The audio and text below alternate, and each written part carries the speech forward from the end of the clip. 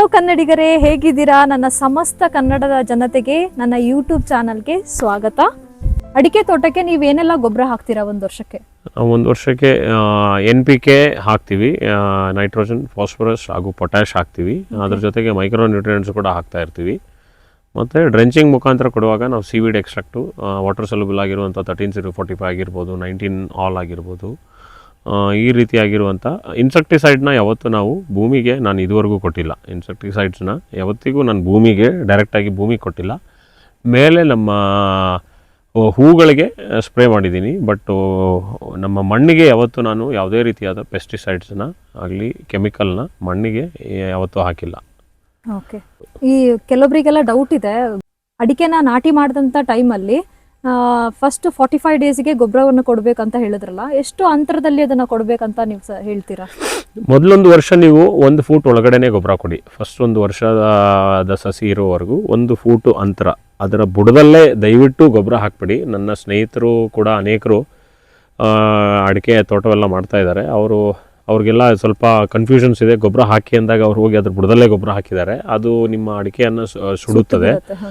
So ನೀವು ದಯವಿಟ್ಟು ಮೊದಲು ಹಾಕುವಾಗ ಅರ್ಧ ಫೂಟು ಬಿಟ್ಟು ಹಾಕಿ. ನಿಮ್ಮ ಒಂದು 45-50 ದಿನ ಇರುವಾಗ ಅರ್ಧ ಫೂಟು ಬಿಟ್ಟು ರೌಂಡ್ ಆಗಿ ಗೊಬ್ಬರವನ್ನು ಹಾಕಿ.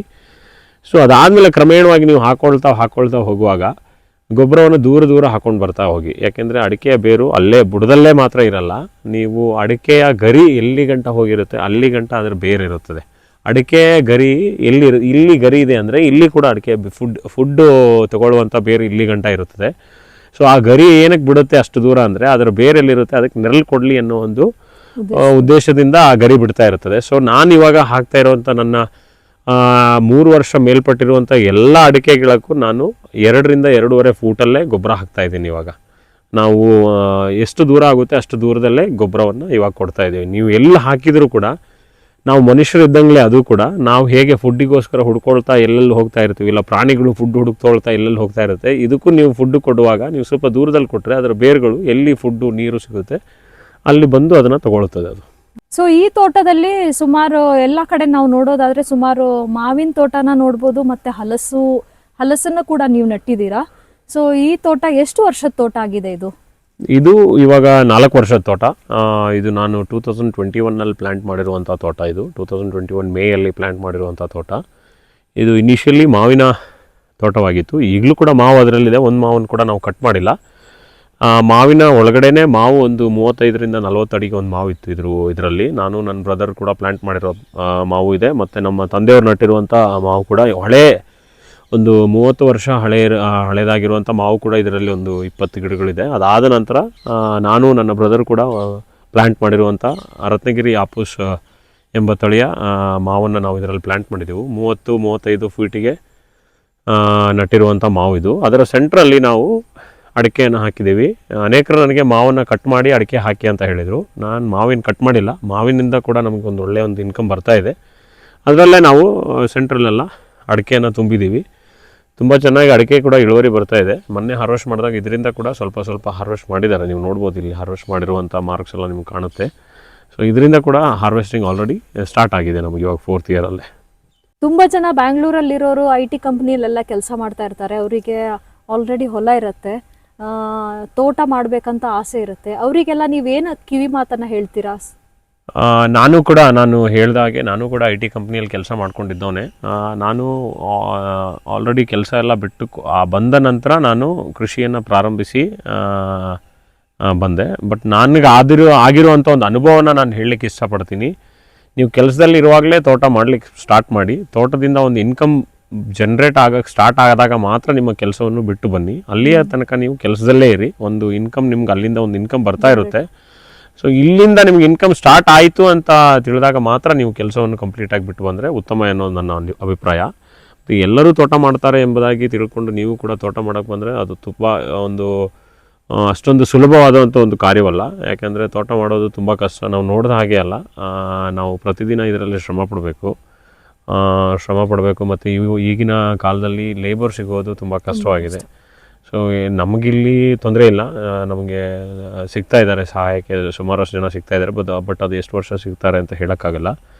ಸೊ ಅದಕ್ಕೋಸ್ಕರ ಬೇಕಾಗಿರುವ ಇವಾಗೆಲ್ಲ ಟೆಕ್ನಿಕಲಿ ಎಲ್ಲ ತುಂಬ ಇಂಪ್ರೂವ್ಮೆಂಟ್ಸ್ ಇದೆ.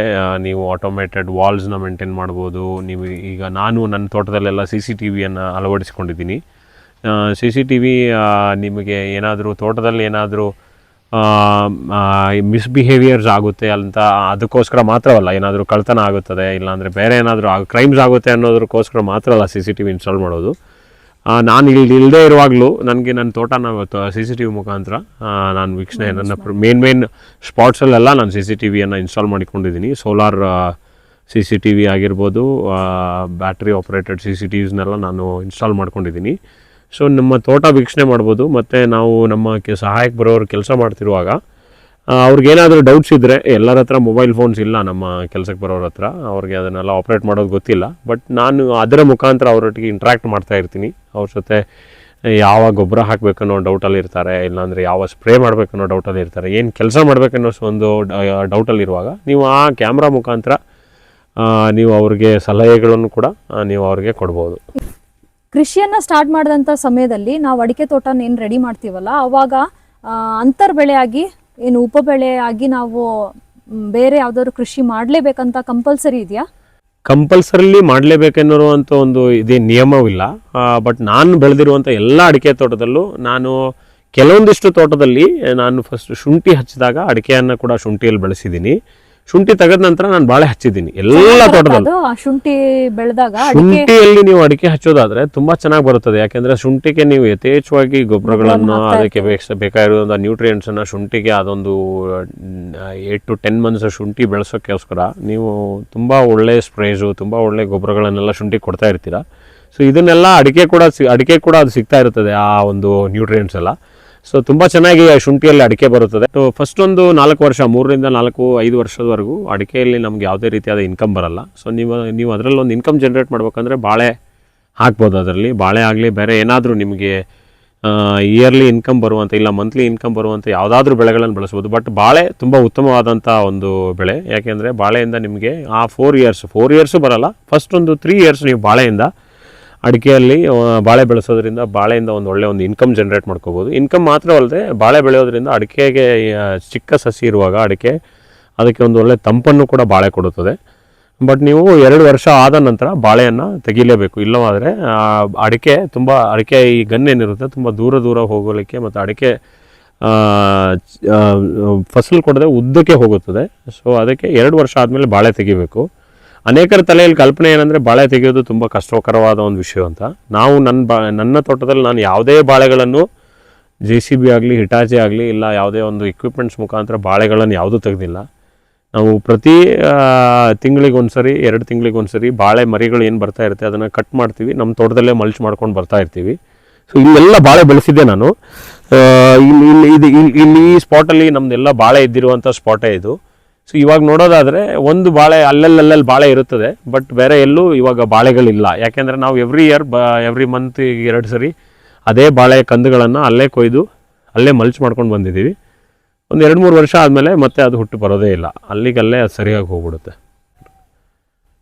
ಬಾಳೆ ಬೆಳೆಯೋದ್ರಿಂದ ನಿಮಗೆ ಒಂದು ಒಳ್ಳೆ ಇನ್ಕಮ್ ಬರುತ್ತೆ ಅಂತ ನಾನು ಹೇಳಿದೆ. ನಾನು ಬಾಳೆ ಬೆಳೆಯೋದ್ರಿಂದ ಕಳೆದ 5-6 ವರ್ಷ 7 ವರ್ಷದಿಂದ ನಾನು ಪ್ರತಿ ವರ್ಷ ಬಾಳೆಯನ್ನು ಒಂದು 2 ರಿಂದ 3 ಎಕರೆ ಬಾಳೆ ಬೆಳೆಸ್ತಾನೆ ಬರ್ತಾಯಿದ್ದೀವಿ. ನನಗೆ ತುಂಬ ಕೆಲಸಕ್ಕೆ ಅಂತ ಸಹಾಯಕ್ಕೋಸ್ಕರ ಪ್ರತಿನಿತ್ಯ 4 ರಿಂದ 5 ಜನ ಬಂದೇ ಬರ್ತಾರೆ. ಸೊ ನಮ್ಮ ಲೇಬರ್ ಪೇಮೆಂಟ್ಸ್ ಒಂದು 70 to 80% ಆಫ್ ದ ಲೇಬರ್ ಪೇಮೆಂಟ್ಸ್ನ ನಾನು ಆ ಬಾಳೆ ಕೃಷಿಯಿಂದನೇ ತೊಗೊಳ್ತಾ ಇದ್ದೀವಿ. ಬಾಳೆಯಿಂದ ಬರುವಂಥ ಎವ್ರಿ ಡೇ ಬಾಳೆಯಿಂದ ಇನ್ಕಮ್ ಬರುತ್ತೆ ಅಂತಲ್ಲ, ನಮಗೆ 2 to 3 monthsಲ್ಲಿ ಒಂದು ಒಳ್ಳೆ ಇನ್ಕಮ್ ಬಾಳೆಯಿಂದ ಬರ್ತಾ ಇರುತ್ತೆ. ಇದರಲ್ಲಿಂದನೇ ನಾವು ಲೇಬರ್ ಪೇಮೆಂಟ್ಸ್ ಎಲ್ಲ ಒಂದು 70% ಆಫ್ ದ ಲೇಬರ್ ಪೇಮೆಂಟ್ಸ್ನ ನಾವು ಅದರಲ್ಲೇ ಮ್ಯಾನೇಜ್ ಮಾಡ್ತಾ ಇದ್ದೀವಿ ಈ ಕಳೆದ ಒಂದು 5-6 ವರ್ಷದಿಂದ. ಸೊ ಈ ವರ್ಷದ ಅಡಿಕೆ ಬೆಲೆ ಹೇಗಿದೆ ಮಾರುಕಟ್ಟೆಯಲ್ಲಿ? ಕಳೆದ ವರ್ಷಕ್ಕಿಂತ ಈ ವರ್ಷ ತುಂಬ ಒಳ್ಳೆ ರೇಟ್ ಸಿಗ್ತಾ ಇದೆ. ಕಳೆದ ವರ್ಷ ನಮಗೆ ಒಂದು 54-55 ರೂಪಾಯಿ ಇದ್ದರೆ, ಈ ವರ್ಷ ಈಗ ಅಟ್ ಪ್ರೆಸೆಂಟು 64 to 65 rupees ಹೊಸ ವೆರೈಟಿ ಅಡಿಕೆಗೆ ಇವಾಗ ಶಿವಮೊಗ್ಗ ರೇಟ್ ಮಾತಾಡ್ತಾ ಇದ್ದೀನಿ ನಾನು. ಶಿವಮೊಗ್ಗ ಮಾರ್ಕೆಟಲ್ಲಿ 64 to 65 rupees 64,000 rupees ಪ್ರತಿ ಕ್ವಿಂಟಲ್ಗೆ ರಾಶಿ ಅಡಿಕೆಗೆ ಪ್ರೈಸ್ ನಡೀತಾ ಇದೆ. ಇವಾಗ ತುಂಬ ಒಳ್ಳೆ ರೇಟ್ ಇದೆ. ಈ ರೀತಿಯಾಗಿ ರೇಟ್ ಸಿಗೋದಾದರೆ ರೈತರಿಗೆ ತುಂಬ ಒಳ್ಳೆ ಒಂದು ಇನ್ಕಮ್ ಜನರೇಟ್ ಆಗೋದರಲ್ಲಿ ಯಾವುದೇ ಒಂದು ಸಂಶಯವಿಲ್ಲ. ಸೊ ಕೊನೆಯ ಪ್ರಶ್ನೆ ಇವರಿಗೆ, ಲಾಸ್ಟ್ 10 years ಇಂದ ನೀವು ಬ್ಯಾಂಗ್ಳೂರ್ ಲೈಫ್, ಸಿಟಿ ಲೈಫಲ್ಲಿ ನೀವಿದ್ರಿ. ಅದು ಸಿಟಿ ಲೈಫನ್ನು ಬಿಟ್ಬಿಟ್ಟು ನೀವು ಮತ್ತೆ ವಿಲೇಜಿಗೆ ಬಂದುಬಿಟ್ಟು ಕೃಷಿಯನ್ನು ಸ್ಟಾರ್ಟ್ ಮಾಡಿದ್ರಿ. ಸೊ ನಿಮ್ಮ ಲೈಫು ನೀವು ಹ್ಯಾಪಿ ಆಗಿದ್ದೀರಾ ಅಂತ ನಮ್ಮ ವೀಕ್ಷಕರಿಗೆ ಹೇಳ್ತೀರಾ? 100% ನಾನು ಹ್ಯಾಪಿ ಆಗಿದ್ದೀನಿ. ನನ್ನ ಒಂದು ಪ್ಯಾಷನ್ ಇದೇ ಆಗಿತ್ತು, ಕೃಷಿ ಮಾಡ್ಬೇಕು. ನನ್ನ ತಂದೆಯವರೆಲ್ಲ ಅವರು ಮೊದಲಿಂದನೇ ಕೃಷಿ ಮಾಡ್ತಾಯಿದ್ರು. ನಾವು ಚಿಕ್ಕವರಿದ್ದಾಗ ಅಷ್ಟೊಂದೇನು ಇಂಟ್ರೆಸ್ಟ್ ಇರಲಿಲ್ಲ, ಬಿಕಾಸ್ ಅವಾಗ ತೋಟ ಬೆಳೆ ಎಲ್ಲ ಕಡಿಮೆ ಇತ್ತು. ಅವರು ಭತ್ತ, ಹತ್ತಿ, ಜೋಳ, ಕಬ್ಬು ಈ ರೀತಿಯಾದ ಕೃಷಿಗಳನ್ನೆಲ್ಲ ನಮ್ಮ ತಂದೆಯವರು ಬೆಳೀತಾಯಿದ್ರು. ಫಸ್ಟು ನೀವು ನೋಡಿರೋ ತೋಟದಲ್ಲಿ ಅದು ಮಾತ್ರ ಒಂದು ಅಡಿಕೆ ತೋಟ ಮಾಡಿದರು, ಬಟ್ ಅದು ಅಷ್ಟೊಂದು ಚೆನ್ನಾಗೆಲ್ಲ ಆವಾಗ ಮೇಂಟೈನ್ ಮಾಡಿರಲಿಲ್ಲ ತೋಟ ಎಲ್ಲ. ಆವಾಗ ಈ ರೀತಿಯಾದ ಕೃಷಿಗಳನ್ನೇ ಮಾಡ್ತು ಅನ್ನೋದು ಅಷ್ಟೊಂದೆಲ್ಲ ಇಂಟ್ರೆಸ್ಟ್ ಇರಲಿಲ್ಲ. ಬಟ್ ಈ ತೋಟ ಸ್ಟಾರ್ಟ್ ಆದಮೇಲೆ ಇದೊಂದು ಒಳ್ಳೆ ಒಂದು ಪ್ಯಾಷನ್ ರೀತಿಯಲ್ಲಿ ನಾನು ತೊಗೊಂಡಿದ್ದೀನಿ. ಸಿಟಿ ಲೈಫ್ಗಿಂತ ತುಂಬ ಒಳ್ಳೆಯ ಒಂದು ಲೈಫೇ ಇದೆ ನನ್ನದು ಎಂದು ನನಗೆ I am very much 100% happy ಆಗಿದ್ದೀನಿ ನಾನಿಲ್ಲಿ. ಕೃಷಿ ಎಲ್ಲರೂ ಮಾಡುವಾಗ ನಾನು ಹೇಗೆ ಇದನ್ನು ಒಂದು ಪ್ಯಾಷನ್ ಆಗಿ ತೊಗೊಂಡಿದ್ದೀನಿ ಅಂದರೆ, ನಾವು ಇವಾಗ ನೀವು ನಿಮ್ಮ ಶಾಲೆಯಲ್ಲಿ ಓದುವಾಗ, ನೀವು ನಿಮ್ಮ ಒಟ್ಟಿಗೆ ಓದೋರು ಒಟ್ಟಿಗೆ ಓದುವಾಗ, ನೀವೊಂದು ಎಕ್ಸಾಮ್ ಟೈಮ್ಸ್ ಎಲ್ಲ ಬರುವಾಗ ನೀವೊಂದು ಕಾಂಪಿಟೇಷನ್ ರೀತಿಯಲ್ಲಿ ಅವರೊಟ್ಟಿಗೆ ಓದಿ, ನನ್ನ ಫ್ರೆಂಡ್ಗಿಂತ ಒಳ್ಳೆ ಮಾರ್ಕ್ಸ್ ನಾನು ತೊಗೊಳ್ಬೇಕು, ಇಲ್ಲ ನನ್ನ ಜೊತೆಗೆ ಓದೋರ್ಗಿಂತ ಒಳ್ಳೆ ಮಾರ್ಕ್ಸ್ ತೊಗೊಳ್ಬೇಕು, ಇಲ್ಲ ಸ್ಪೋರ್ಟ್ಸಲ್ಲಿ ಆಗಿರ್ಬೋದು ಅವ್ರಿಗಿಂತ ಫಸ್ಟ್ ನಾನು ಬರಬೇಕು, ಇಲ್ಲ ಕಲ್ಚರಲ್ ಆ್ಯಕ್ಟಿವಿಟೀಸ್ ಅವ್ರಿಗಿಂತ ಹೇಗೆ ಕಾಂಪಿಟೇಷನ್ ಇರುತ್ತೆ, ಕೃಷಿಯನ್ನು ಕೂಡ ನೀವು ಒಂದು ಕಾಂಪಿಟೇಷನ್ ರೀತಿಯಲ್ಲೇ ತೊಗೊಳ್ಳೋದಾದರೆ ಉತ್ತಮ ಅನ್ನೋ ನನ್ನ ಒಂದು ಅನಿಸಿಕೆ. ಯಾಕೆಂದರೆ ಹಾಗಿದ್ದಾಗಲೇ ನೀವು ಒಳ್ಳೆ ಕೃಷಿಯನ್ನು ಮಾಡಲಿಕ್ಕೆ ಸಾಧ್ಯ. ನೀವು ನಾವು IT ಕಂಪ್ನಿಯಲ್ಲಿ ಇರುವಾಗ ಎವ್ರಿ ಡೇ ವೀಕ್ಲಿ 5 days ನಾವೇನು ಕೆಲಸ ಮಾಡ್ತೀವೋ, ಸೊ ಅದೇ ರೀತಿ ನಾವು ಕೃಷಿನ ನೋಡಿ ಎವ್ರಿ ಡೇ ನಾವು ಬಂದು. ಹೌದು, ನೀವು ಹೇಗೆ ಕಂಪ್ನಿಯಲ್ಲಿ ಕೆಲಸ ಮಾಡುವಾಗ ಯಾವ ರೀತಿಯಾಗಿ ನೀವು ಎವ್ರಿ ಡೇ 7 to 8 hours ನೀವು ಕಂಪ್ನಿಗೆ ಹೋಗ್ತೀರಾ, ಅಟೆಂಡೆನ್ಸ್ ಹಾಕ್ತೀರಾ, ಕೆಲಸ ಮಾಡ್ತೀರಾ, ಅದೇ ರೀತಿಯಾಗಿ ಇಲ್ಲೂ ಕೂಡ ನೀವು ಕಂಪಲ್ಸರಿಯಾಗಿ ಬನ್ನಿ. ನಿಮ್ಮದೇ ಆಗಿರ್ಬೋದು, ಬಟ್ ನೀವು ಕಂಪಲ್ಸರಿಯಾಗಿ ಬನ್ನಿ, ಇದರಲ್ಲಿ ನಿಮ್ಮ ಶ್ರಮಗಳನ್ನು ಕೊಡಿ, ಕೆಲಸ ಮಾಡಿ. ಕೃಷಿ ಅಂದರೆ ಅದರಲ್ಲಿ ಕೆಲಸ ಮಾಡಬೇಕು, ಅದೇ ಒಂದು ಇದು. ಕೃಷಿ ಅಂದ್ಬಿಟ್ಟು ನೀವು ಸುಮ್ಮನೆ ಬೆಳೆಸ್ಬಿಟ್ಟು ಹೋದರೆ ಆಗಲ್ಲ, ಅದರಲ್ಲಿ ಕೆಲಸ ಮಾಡಬೇಕು. ಆದರೆ ಮಾತ್ರ ಅದು ನಿಮಗೆ ಒಂದು ಪ್ರತಿಫಲವಾಗಿ ಏನಾದರೂ ಸಿಗುತ್ತದೆ, ಇಲ್ಲವಾದರೆ ಏನೂ ಸಿಗಲ್ಲ. ಸೊ ಅದೇ ರೀತಿಯಾಗಿ ನಾನು ಹೇಳಿದಾಗೆ ಒಂದು ಕಾಂಪಿಟೇಷನ್ ರೀತಿಯಲ್ಲೇ ಕೃಷಿಯನ್ನು ಕೂಡ ತಗೊಳ್ಳಿ. ಮತ್ತೊಂದು ವೆರಿ ಇಂಪಾರ್ಟೆಂಟ್ ಏನಂದರೆ, ನೀವು ಅನೇಕರು ಸೈಂಟಿಫಿಕ್ಲಿ ನಿಮಗೆ ಹೇಳಿಕೊಡುವವರು ಅನೇಕರು ಇರ್ತಾರೆ. ಲೈಕ್ ಇವಾಗ ಇದನ್ನು ಕೃಷಿ ಕಲ್ತುಬಿಟ್ಟು BSc ಮಾಡಿದವರು ಆಗಿರ್ಬೋದು, ಕೃಷಿಯಲ್ಲಿ MSc ಮಾಡಿರೋರು ಆಗಿರ್ಬೋದು, ಇಲ್ಲ ಗೊಬ್ಬರದ ಅಂಗಡಿಯವರಾಗಿರ್ಬೋದು, ಇಲ್ಲ ಔಷಧಿ ಅಂಗಡಿಯವರೆಲ್ಲ ನಿಮಗೆ ಒಳ್ಳೆ ನಾಲೆಜ್ ಕೊಡ್ತಾರೆ. ಇಲ್ಲ ಅಂತ ಹೇಳಲ್ಲ, ನನಗೂ ಕೂಡ ಕೊಡ್ತಾ ಇದ್ದಾರೆ, ತುಂಬ ಒಳ್ಳೆ ನಾಲೆಜ್ ಕೊಡ್ತಾರೆ. ಬಿಕಾಸ್ ಅವ್ರು ಓದಿರ್ತಾರೆ. ಅವ್ರು ಓದಿರೋರ್ಗಿಂತ ತುಂಬ ಹಳೆಯ ರೈತರು ಇರ್ತಾರೆ. ನನ್ನ ಅನುಭವ, ಎಕ್ಸ್ಪೀರಿಯನ್ಸ್ಡ್ ರೈತರು, ತುಂಬ ಹಳೆಯ ರೈತರ ನಾನು ವಿಡಿಯೋಸ್ ನೋಡ್ತಾ ಇರ್ತೀನಿ. ಇಲ್ಲಿ ಅಕ್ಕಪಕ್ಕದಲ್ಲಿರುವಂಥ ತೋಟಗಳಿಗೆ ನಾನು ವಿಸಿಟ್ ಮಾಡ್ತಾ ಇರ್ತೀನಿ. ನಾನು, ನಮ್ಮ ಕಸಿನ್ಸು, ನಮ್ಮ ಫ್ರೆಂಡ್ಸ್ ಎಲ್ಲ ಸೇರಿಕೊಂಡು ಇಲ್ಲಿ ಅನೇಕ ಅಕ್ಕಪಕ್ಕದಲ್ಲಿ ನಮ್ಮ ಮುಂದ್ಗಡೆಯಲ್ಲಿರುವಂಥ ಅನೇಕ ತೋಟಗಳಿಗೆ ನಾವು ವಿಸಿಟ್ ಮಾಡ್ತಾ ಇರ್ತೀವಿ. ನಾವು ಎಲ್ಲಾದರೂ ಕೇಳ್ಪಟ್ರೆ, ಇವಾಗ ಈ ರೀತಿಯಾಗಿ ಒಂದು ತೋಟ ಇದೆಯಪ್ಪ ಇಲ್ಲಿ ಅಕ್ಕಪಕ್ಕದಲ್ಲಿ, ಹೋಗಿ ನೋಡಬೇಕು ಅಂತಿದ್ರೆ 100% ನಮ್ಗೆ ಟೈಮ್ ಸಿಕ್ಕಾಗ ನಾವು ಅಲ್ಲಿ ಹೋಗ್ತೀವಿ, ಅವ್ರ ತೋಟ ವಿಸಿಟ್ ಮಾಡ್ತೀವಿ. ಅವರು ಅನುಮತಿ ಕೊಟ್ಟರೆ ಅವ್ರ ತೋಟ ವಿಸಿಟ್ ಮಾಡ್ತೀವಿ. ಅವರ ಅನಿಸಿಕೆಗಳನ್ನು, ಅವರ ಎಕ್ಸ್ಪೀರಿಯನ್ಸನ್ನು ನಾವು ಕೂಡ ಕಲ್ಕೊಂಡು ಬರ್ತಾ ಇರ್ತೀವಿ. ಚಿಕ್ಕ ರೈತರಾಗಲಿ, ದೊಡ್ಡ ರೈತರಾಗಲಿ, ಎಕ್ಸ್ಪೀರಿಯನ್ಸ್ಡ್ ಇರುವಂಥ ಆ ರೈತರಲ್ಲಿ ನಾವು ಕಲೀಲಿಕ್ಕೆ ತುಂಬ ಇರುತ್ತದೆ. ನಾನು ಈ ರೀತಿಯಾಗಿ ಅನೇಕ ತೋಟಗಳನ್ನು ವಿಸಿಟ್ ಮಾಡಿದ್ದೀನಿ, ಅವರಿಂದ ಅನೇಕ ಕಾರ್ಯಗಳನ್ನು ಕಲಿತುಕೊಂಡಿದ್ದೀನಿ. ಸೊ ಕೃಷಿಯಲ್ಲಿ ಯಾರೂ ಕೂಡ ಎಲ್ಲವನ್ನೂ ಕಲಿತವ್ರು ಯಾರೂ ಇಲ್ಲ. ನಾವು ಎವ್ರಿ ಡೇ ಕೃಷಿಯಲ್ಲಿ ಹೊಸ ಕಾರ್ಯಗಳನ್ನು ಕಲಿತಾ ಬರ್ತಾ ಇರ್ತೀವಿ. ಸೊ ಈ ರೀತಿಯಾಗಿ ಕೃಷಿ ಮಾಡೋದಾದರೆ ತುಂಬ ಉತ್ತಮ ಏನೋ ನನ್ನ ಅನಿಸಿಕೆ. ಓಕೆ ವೀಕ್ಷಕರೇ, ನಾವು ಇವತ್ತು ನಮ್ಮ ಈ ವಿಡಿಯೋನ ನಾವು ಕೊನೆ ಮಾಡ್ತಾ ಇದ್ದೀವಿ. ನಿಮಗೆ ನಾವು ಕೊಟ್ಟಂತ ಈ ಮಾಹಿತಿಯಲ್ಲಿ ಏನಾದರೂ ಡೌಟ್ಸು, ಕ್ವೆರೀಸ್ ಇದ್ದರೆ ಕಮೆಂಟಲ್ಲಿ ನೀವು ತಿಳಿಸ್ಬೋದು. ಏನಾದರೂ ಡೌಟ್ಸ್ ಇದ್ದರೆ ಇವರು ಕ್ಲಿಯರ್ ಮಾಡಿಕೊಡ್ತಾರೆ. ಸೊ ಮುಂದಿನ ದಿನಗಳಲ್ಲಿ ನಿಮಗೆ ಇದೇ ಥರ ವೀಡಿಯೋಸ್, ಇನ್ಫಾರ್ಮೇಟಿವ್ ವೀಡಿಯೋಸು, ನಾವು ನಮ್ಮ ತೋಟವನ್ನು ಬೇರೆ ಕೃಷಿ ಎಲ್ಲ ಮಾಡಿದ್ದೀವಿ, ಅದ್ರದ್ದು ವೀಡಿಯೋಸ್ನ ನಾವು ಅಪ್ಲೋಡ್ ಮಾಡ್ತೀವಿ. ಇದೇ ರೀತಿಯ ಇನ್ಫಾರ್ಮೇಟಿವ್ ವೀಡಿಯೋಸ್ ನಿಮಗೆ ಬೇಕಂದರೆ ನೀವು ನಮ್ಮ ಚಾನಲಲ್ಲಿ ನಮಗೆ ತಿಳಿಸಿ. ಸೊ ದ್ಯಾಟ್ ನೆಕ್ಸ್ಟ್ ವಿಡಿಯೋ ಒಂದು ಒಳ್ಳೆ ಇನ್ಫಾರ್ಮೇಟಿವ್ ವಿಡಿಯೋದೊಟ್ಟಿಗೆ ನಾವು ಬರ್ತೀವಿ. ಸೊ ಈ ವಿಡಿಯೋನ ನಾವಿಲ್ಲೇ ಎಂಡ್ ಮಾಡ್ತಾ ಇದ್ದೀವಿ. ನೋಡಿದಂಥ ಪ್ರತಿಯೊಂದು ವೀಕ್ಷಕರಿಗೆ ನಮ್ಮ ಧನ್ಯವಾದಗಳು. So we are signing off.